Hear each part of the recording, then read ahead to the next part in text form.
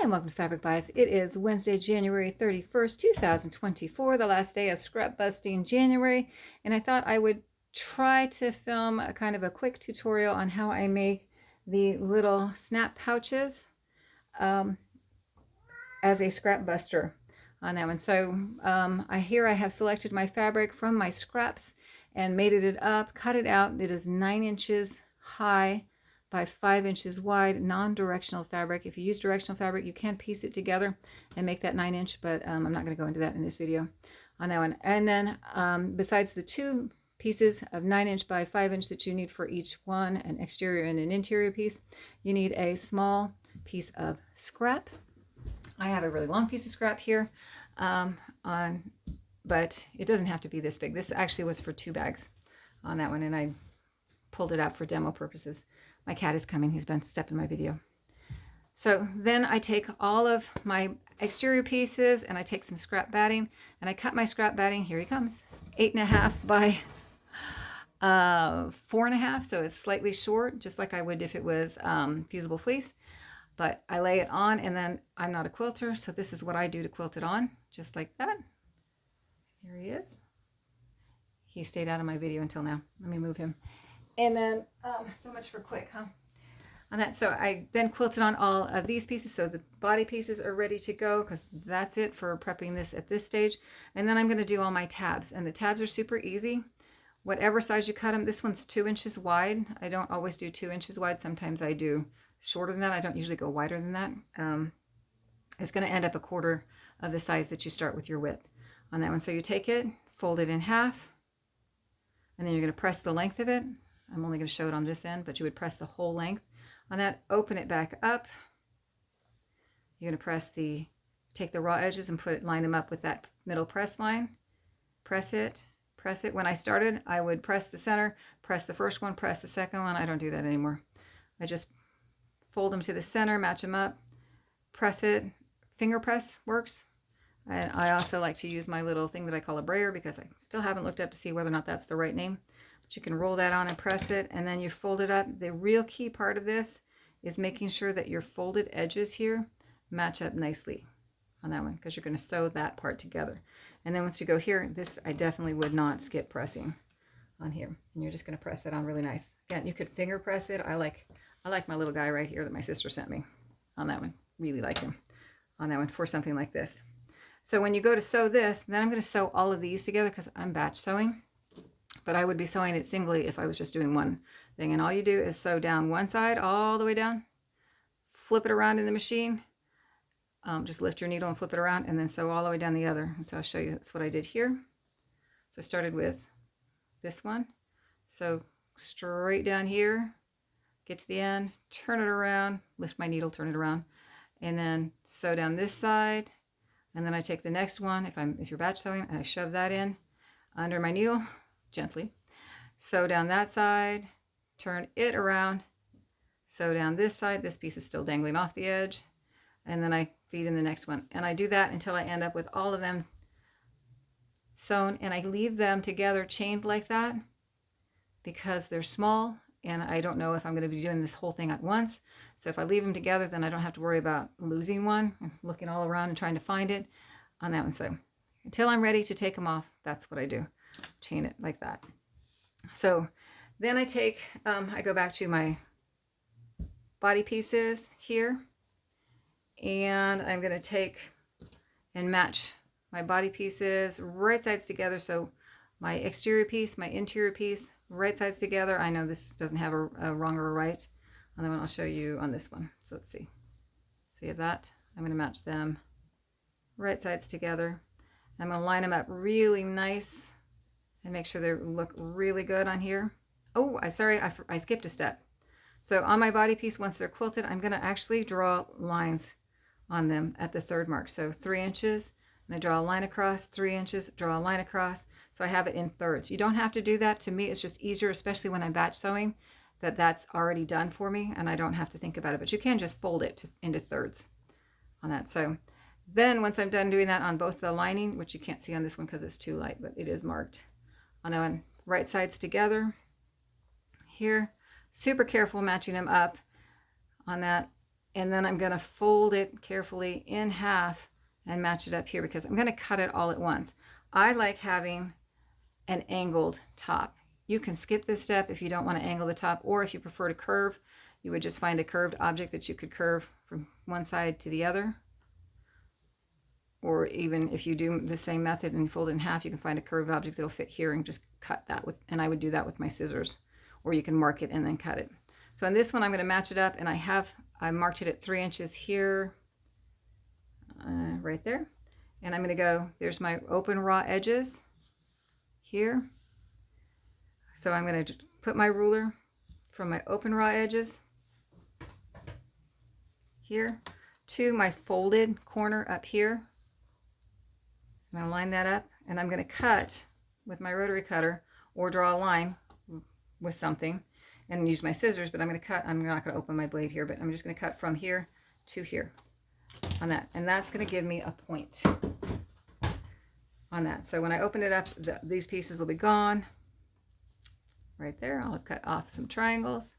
I'm going to move my camera down a little bit now so you can see a little bit better. And I'm going to have cut off the point. And then I'm going to take and cut off. So I have that. Oop. I have that. Once I've cut that, and then I'm going to take my rotary cutter, line this up, and about an inch down. I like an inch down. It's whatever you want. If you like it a little bit wider, you go a little bit deeper. Not too deep, or you won't have a flap. If you like less, a little narrower, you cut a little bit less off. But you just cut across there, and now you have the shape of your flap on that. So, trying to go quickly. All right, so you end up with this. All right, you're going to separate them out, and now this is where these come in. At this stage in the game, and when I'm batch sewing, now I'm going to take all of these little tabbies and I'm going to clip them on to my body pieces. Not folding, not anything. I'm just going to take them, cut these apart, and I'm going to clip it to the body piece. And the reason I do that is, if I don't, I forget about them and I sew everything together, and then I have to rip a little hole to stick them in. So I do that right now so that I remember to do that. So then you can separate these pieces out once you've got them all the tabs clipped to them. And you're going to take the right sides together. This doesn't have a definitive right side, but you're going to take it right sides together, and at that third mark here, you're going to fold it up to the other third mark and then press it down. And you can finger press it, or you can use your little brayer, or you can take it to the iron on that one, but just a finger press is fine here. And you got that piece. Do the same thing on the exterior. So there's my, if you can see, I've got pink on here. I tried to use pink to make it darker and it just faded away. So that pink line to this pink line, a third up to match it to the other third line. On that, press it there.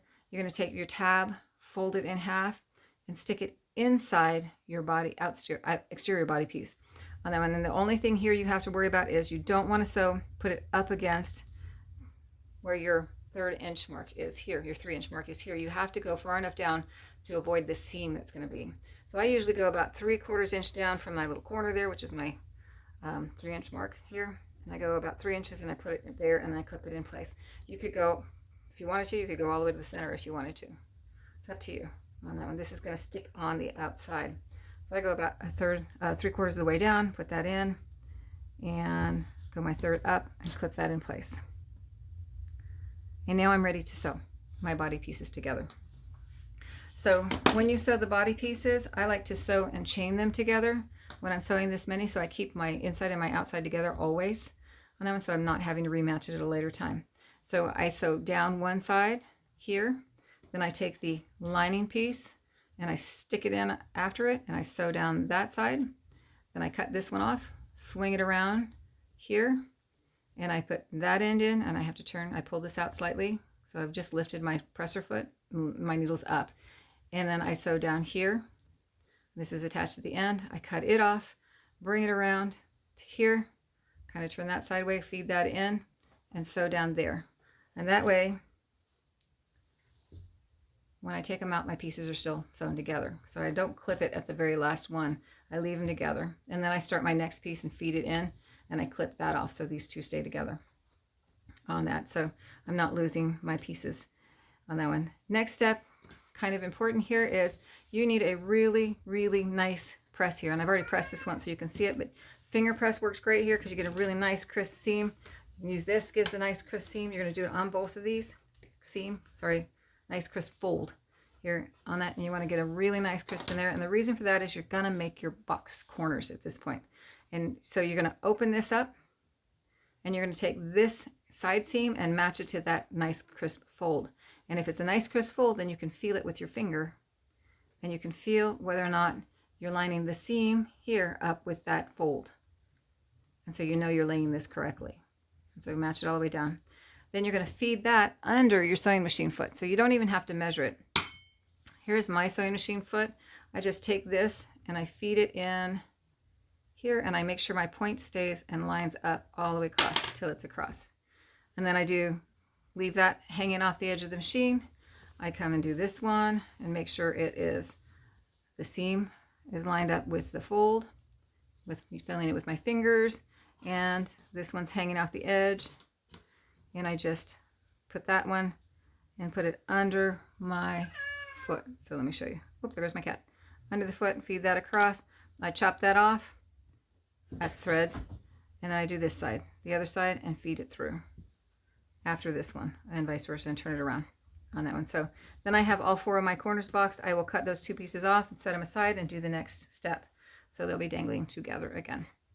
So here they are boxed, or my corners boxed. I already flipped this one inside out, so this one would look like that. And then I'm going to take this one, and I like to do my lining right side out. So I'm going to turn my lining right side out. And at this point, I would be clipping and cutting this apart on that. Turn my lining right side out, and I'm going to stick my lining inside the body piece here on that one. And so what you end up with is right sides together like this, and wrong sides out, and the lining inside the body piece. Then you're going to match up your seams nicely. I put my seams opposite of each other. I don't open them. And then I'm making sure this is lined up nicely. Raw edges are lined up. And I'm going to clip just this side, and I'm going to double clip it, because when I sew, double clipping tells me that's where I need to stop. Otherwise, I keep going and going in my mind, and I sew it all the way closed. I'm not going to clip this side because it's where I'm going to start over here. And so when I start to sew, I'm going to make sure it's lined up anyway. And then the last clip I'm going to do is up here on top of the flap to make sure it stays in place. So then I'm going to sew across here. I'm going to start with the foot, and I'm going to sew about an inch, maybe 3/4 of an inch here. You don't need a lot of space. Sorry, there goes my cat. On that here, I'm going to turn here, and I'm going to sew just past the seam allowance here, the seam marker, my stitching, about with the foot, because that's my seam allowance, before I turn. And you leave your needle down and you turn, and then you sew up, back stitching here, and of course at the beginning and the end I back stitch here and here as I turn, always on my corners because I'm going to trim them. Down here, turn where I have with the foot here, so I have my seam allowance. I come across here and I pull my 2 clips off. I pull my clips as I go, and I'm going to stop here. And you don't even have to go that far. That you can go, but you can go that far, and I do go that far when I sew. So I'm going to stop stitching here and back stitch on that one, because you want to make sure you leave a wide enough turning gap so that it's easy to turn through. So don't leave a small turning gap. You can leave a larger one. You just need to have a little bit over here. I like to have 3/4 of an inch at least on each side, so that when you turn it, you get a nice, here it is turned, and you get a nice little opening that just folds in on itself. So, but before you turn it, you've sewn this, you're going to clip the corners at the top of your flap. So here's the top of my flap. Nice yellow thread. My daughter tricked me. She changed the bobbin thread, but not the spool. So I didn't know there was yellow in there, but that's okay. It doesn't matter. So you clip these corners, and then you're just going to turn it all through. And when you turn it through, you want to make sure you're pushing out all those corners that you have on that. And then particularly up here at the top, use a turning stick and gently, carefully, because I have pushed one through before. It's kind of disappointing, but fixable. And then you just kind of make some nice crisp corners there. And then push in your lining into your body piece. And once you've got that in there, you stick your fingers into that turning gap, pull it tight, and it will naturally fold your fabric where it needs to be on that. So once you've got it turned, you're going to press it at this point. And what I like to do, on these because I like my edges to come out nice and crispy on that one. So my seam lands on the edge of the fabric and not somewhere where it shouldn't. I like to press these sides open. I don't do the short ones because it's not worth it. So I'm going to run my finger down here like this, or run my little brayer that I'm going to call forever that here. And then I'm going to take it to the iron. I'm not going to do the front because that's turning up. But I'm going to take it to the iron and I'm going to carefully make sure this is lined up, and then I'm going to press that and it will come out. You can kind of see it does come out and sit a lot nicer on the edge. You see this one's not cooperating as much, but hey, my cat's scratching. He is scratching something he shouldn't be scratching. But so it comes out like that. And then you press it nicely. Once you have it pressed, then you're going to top stitch across, turn, go all the way up and around the flap, and come around super fast, super fast. And then it is done except for putting on the snap. And that's so. Here it is. So it's super quick project. Trying to make the tutorial super fast. My other 2 videos came out 20 minutes long and I didn't like that. So I'm hoping this comes out a lot shorter than that. There they are. And I hope you like it. I hope this was helpful. And I hope that wherever and whenever you're at, you're having a great time. Thanks for watching.